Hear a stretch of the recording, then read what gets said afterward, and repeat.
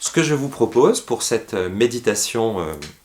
numéro 6, eh bien, c'est, comme toutes les autres fois, de choisir un temps et un lieu qui vous mettent à l'aise, qui vous mettent au large,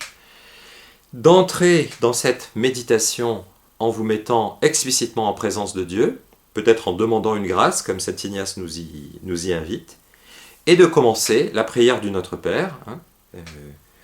que maintenant nous pratiquons et nous connaissons bien,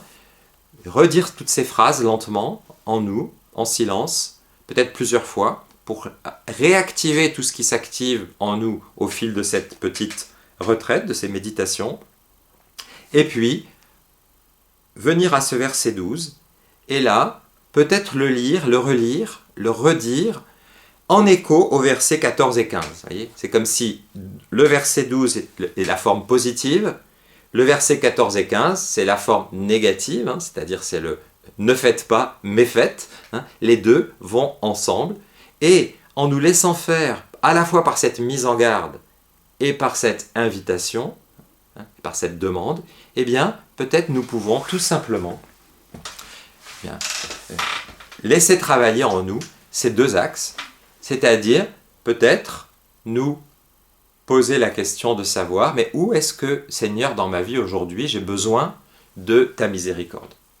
Où est-ce que vraiment je me sens comme une terre assoiffée, comme quelqu'un qui a abîmé l'humanité? L'humanité en moi, l'humanité dans les autres. Où est-ce que je me sens comme quelqu'un qui a besoin d'être restauré, qui a besoin qu'on lui redise « Vas-y, tu peux repartir. Vas-y, laisse-toi alléger. Vas-y, ne te laisse pas enfermer dans ton passé. Vas-y, ne te laisse pas écraser par ce qui en toi te plaque au sol, ce qui te fait désespérer de tes manières de réagir. » Il faut souvent du temps pour ne serait-ce que réaliser ces endroits dans notre vie où nous avons vraiment besoin de cette parole de restauration, de rebooting, diraient les jeunes aujourd'hui, c'est-à-dire où on va laisser la version 2.0 de nous-mêmes, laisser à cette version 2.0 de nous-mêmes une chance de pouvoir vivre, de pouvoir fonctionner. Et aussi, et peut-être en même temps, avec un deuxième œil intérieur, regarder dans notre vie où est-ce que peut-être des personnes ont vraiment besoin que je les regarde avec ce regard qui n'enferme pas dans le passé. Ce regard qui, et ses paroles parfois, et ses attitudes, parce que c'est très concret normalement tout ça, ces attitudes où on fait comprendre à l'autre que même si ce qu'il a vécu, même ce qu'il a dit, même ce qu'il a fait nous a blessés, on lui donne la possibilité, la permission, on le voit plus loin que ce qu'il a abîmé en nous ou dans notre relation, et on lui donne quelque part la permission d'essayer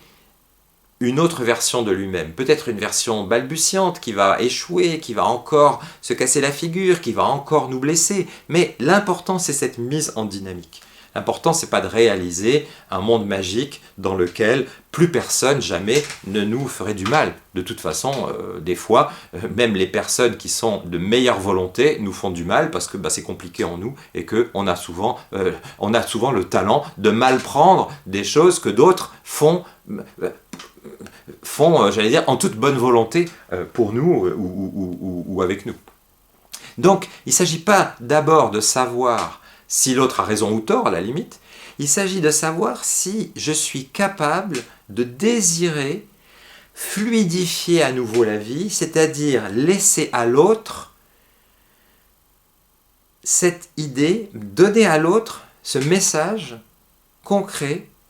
que je ne l'enferme pas dans son passé, que je ne souhaite pas l'enfermer dans son passé, que je souhaite le délier pour qu'il puisse continuer à risquer comme il le peut, et si possible au meilleur, l'aventure de sa vie, l'aventure de ses relations et l'aventure de ses relations envers moi. Énormément de choses en humanité sont bloquées, et nous le savons très bien, sont bloquées en nous, sont bloquées dans les autres, à cause de ce poids du passé, à cause de cette image que nous avons les uns sur les autres, image qui est due à des mésaventures, à des blessures, à des choses qui se sont accumulées et qui n'ont pas été soldées. Et donc, si nous devenions, dans la grâce de Dieu, dans l'accueil de cette parole, de cet amour miséricordieux qui ne nous enferme pas dans notre passé, si nous devenions à notre tour des êtres, des femmes et des hommes qui délient, c'est-à-dire qui laissent aller l'autre, et qui ne l'enferme pas dans l'image douloureuse que nous avons de lui. C'est tout un travail, évidemment, on ne pardonne pas comme ça. Quand des personnes nous ont blessés très fortement, nous ont blessés dans des lieux absolument vitaux pour nous, le chemin du pardon peut prendre des années, et on sait bien que c'est seulement dans la grâce du Christ, qui a pardonné jusqu'au bout sur la croix, et bien que nous pouvons à notre tour peut-être pardonner un jour à certaines personnes qui ont une ardoise énorme, une dette énorme envers nous. Il ne s'agit pas de vouloir réaliser pleinement le pardon de manière magique. Ce serait, je pense, se demander beaucoup trop, et ce serait une posture qui serait déshumanisante pour nous. Il s'agit de remettre des choses en dynamique. C'est-à-dire que dans bien des domaines,